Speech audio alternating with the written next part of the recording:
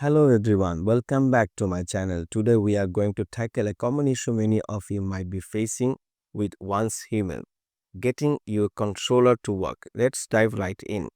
As you might know, once human currently doesn't have official controller support. However, there are some temporary fixes you can try to get your controller working. To start, ensure your Steam app is running as administrator. This is crucial for enabling Steam input of your controller. Once Steam is running, go to the Steam setting, click on the controller tab and make sure Steam input is enabled for your controller type, whether it's a PlayStation, Xbox or another brand. Next, connect to the gamepad or to your PC.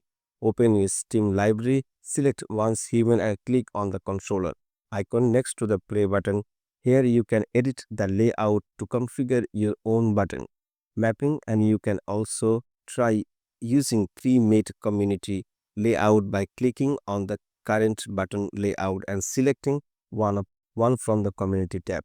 While this method allows you to use the controller, keep in mind that in-game button prompt will still reflect keyboard and the mouse control.